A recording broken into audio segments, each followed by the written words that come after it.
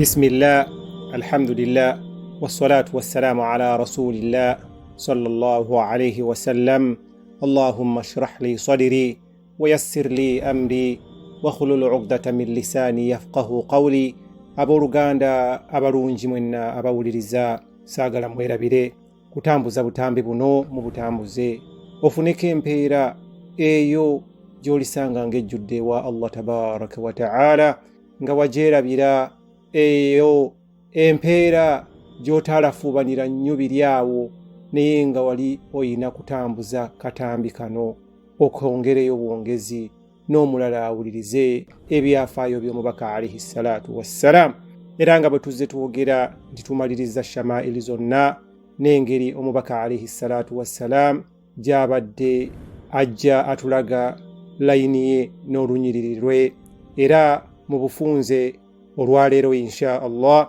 tugenda kuyita mu samare oba kale mu bufunze oba tulaga omubaka yaani era nga tutandikira ku byafaayo by'omubaka alayhi salaatu wassalaam nga tuddamu nate okunnyikira mu bufunze ate nga tukkaatiriza ebyo bye tuzze twogera naye ng'omulundi guno tugenda bigaziya ekimala n'okuyingizaamu ebyafaayo ebirala bye tutaateeka mu mbeera eyasooka.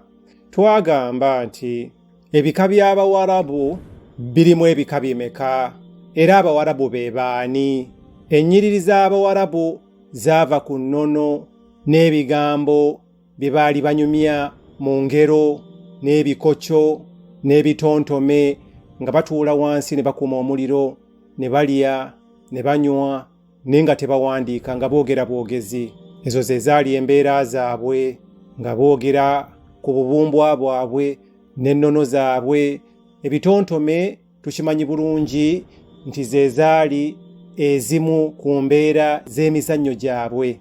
Abawarabu balimu ebika bibiri ng'ovudde ku ekitakyaliwo ddala.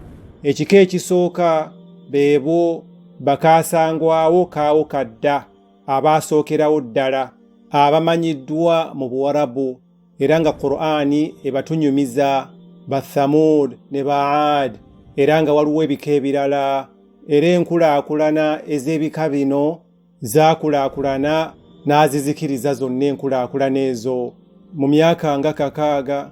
Allah tabaraka wa ta'ala atunyumiza ba Aad ba Thamud baasangulwawo na ntalo, abamu baasangulwawo na kubazikiriza bonna, abamu baazikirizibwa na Allah tabaraka wa ta'ala ng'era Qur'ani bwetunyumiza ne ahadithi n'ebyafaayo. Kati ekika ekyokubiri era nga nakyo kirimu ebika bibiri kyekyaba Arabul Baqiya, kyekika ekisooka ku bino ebika ebyasigalawo.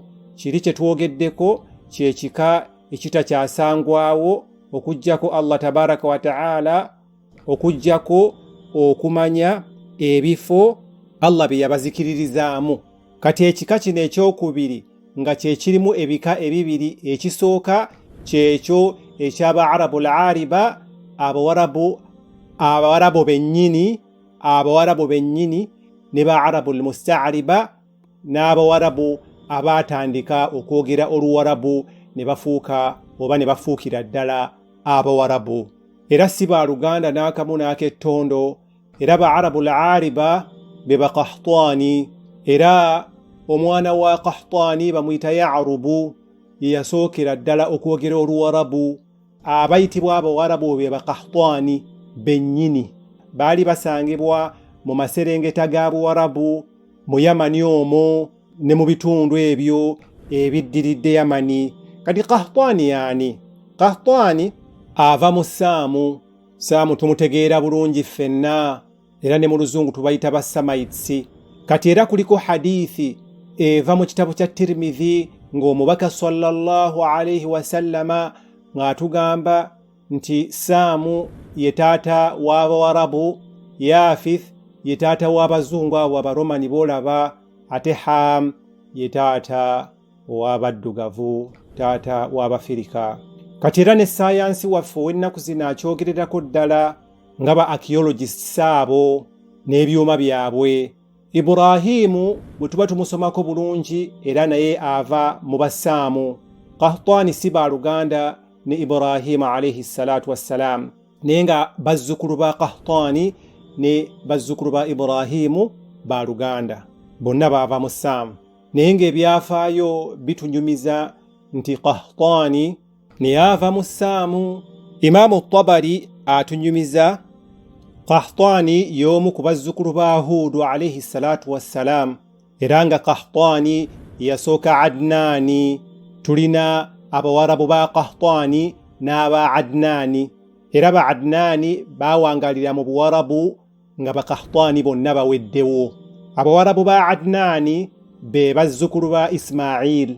Adnaani layini yeevaawa, eva ku Ismail nedda ku Ibrahima alayhi salatu wassalam. Ibrahimu yalinga abeera Iraq ne Sham, era bano abawarabu ba Adnaani be baafuuka abawarabu. Baatandika okwogera Oluwarabu, Ismail yatandika okwogera Oluwarabu. Ibrahimu olulimi lwe yali ayogera lwali lulala nnyo, lwali wakati wa luju n'olulimi olulala. Kati Hajara bw'ajja ne mutabani we Ismail alayhim assalatu wassalam ne babeera nga baatandika okwogera Oluwarabu, era Bajurhum kasita baabeeyungako enkulaakulana nejja ne batandika okwogera ddala Oluwarabu. Kati okuva ku Muhammad sallallahu alayhi wasallam waliwo emijiji abiri, era omubaka alayhi salatu wassalam muzzukulu owa20 okuva ku Adnan. Mudar ne Rabi'a be baali amatabi amakulu ennyo ku Adnan, era nga nabo bajjajja ba mubaka alayhi salatu wassalam. Kati mu misomo egy'okumanya endyo, era egyo egisomesa okumanya endyo n'ennono z'abantu n'ebika n'obusolya n'emituba n'amatabi n'amasanso gonna, abasajja abo ababiri be twogeddeko baali babimanyi nnyo. Kati nga Abaganda bwe bayina bye beddira, n'Abasoga n'Abanankole n'ebika ebirala mu Uganda. Era oli bwe yalinga amanyi ilmul ansab, mu kiseera ekyo yalinga abalibwanga omuntu amanyi ebintu ebingi ennyo. Yabalibwanga nga profesa, nga bwe tunaatwala profesa olwaleero. Kati Adnaani abeerawo ddi?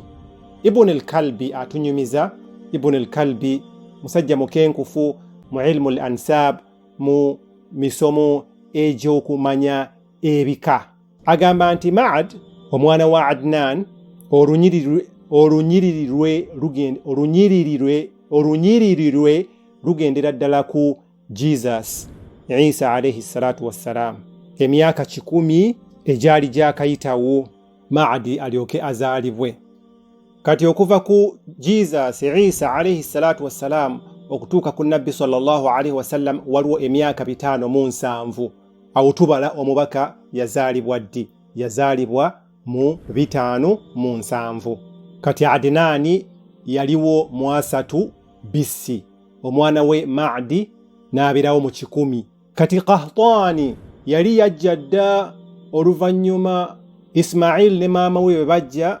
Ismail bw'akula ndowooza olaba bwe yawasa mba Jurhumu, ekika kye baali bayita Jurhumu ekyali kisigaddewo ku Bakahtani. Kati abasajja abo n'abakyala baali bamanyi olulimi Oluwarabu, era Ismail olulimi lwe lwali lunyuvu nnyo nga lulungi nnyo, n'olulimi lwa Hajara lwali lulungi nnyo nga lunyuvu nnyo.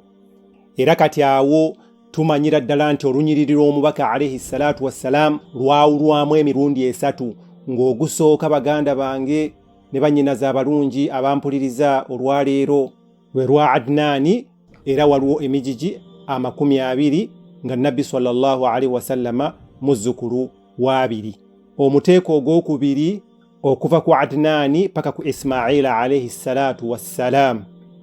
Kati awo ebyawandiikibwa situbiina bulungi, era tewali kye tumanyi nnyo kiri awo, ate nga tetusobola kujja ku baju olw'ensonga nti tebafaayo ku lunyiriri lwa Ismail, tebalina kye bamumanyiiko, ne Bayibuli temensoningirako ddala ku lunyiriri lwa Ismail alayhi salatu wassalam yadde. Era Qaida lyayogerwako mu Bayibuli, omwana wa Ismail. Mu Bayibuli Allah tabaraka wa ta'ala agamba nti ajja kutondawo ekibiina eky'amaanyi ennyo okuviira ddala mu Ismail n'abaana be n'omwana we Qaidar. N'olwekyo Qaidar mu Bayibuli ayogerwako nnyo, era Qaidar ye mwana omu ku baana aba Ismail, era ye jjajja omu ku bajjajja ba Adnan.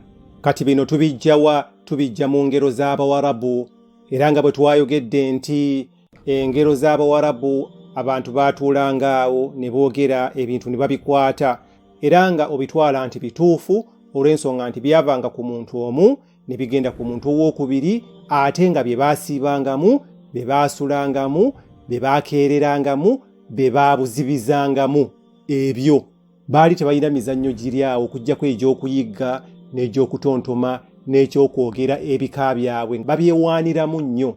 Kati y'ensonga lwaki okuva ku Adnaani paka ku Ismail tetulina bajjajja be tusobola kukola ki? Kuleeta nti wuuno. Ebyo ebyafaayo tebyakuumibwa bulungi, byali bigambo by'abantu naye nga tebyasangibwako mu kitabo oba mu bitabo byonna. Kyova olaba ng'ekintu kyonna kye tukyayinaako bwino tetukyogera. Tabari atugamba mu ndowooza ze 7 ezikwatagana ne layini oba olunyiriri oluli wakati wa Ismail ne Adnan, mu ndowooza emu mulimu abantu 7, ey'okubiri ne mubeeramu abantu 8, ey'okusatu ne mubeeramu abantu 9, ey'okuna ne mubeeramu abantu 10, esembayo ne mubeeramu abantu 41 wakati wa Adnaani ne Ismail. Kati mu bufunze okutegeeza gwawuliriza olwaleero mu bigambo ebyo bye twogedde, okuggyako ekyo kye twogedde ekyennyiriri ez'abantu be twogeddeko naye ng'amannya gaabwe tetugamanyi, era bajjajja bali bameka tetukimanyi, era kye tutamanyi twogera nti tetukimanyi. Kyovola nti 7 tegumala. Ismail tewangala myaka 2 oluvannyuma lwa Jesus. Kati bw'osika bajjajja 81 olabira ddala nga kikwataganira ddala bulungi, era ekyo kye tutwala. Kati okuva ku Ismail paka ku Adamu alayhi salatu wassalaam tulina ensibuko emu, ng'era ensibuko eyo ey'omu Tawuraati, Tora, ekitabo ekyaweebwa Musa alayhi salatu wassalaam. Kati mu Busiraamu ne tubeera ng'obujulizi tubujja mu muti ogwo gwe tugenda okwogerako insha Allah, omuti ogusangibwa mu mayumba ag'abantu abasinga, ate nga n'ogwo omuti gulimu engeri 3. Engeri esooka yeeyo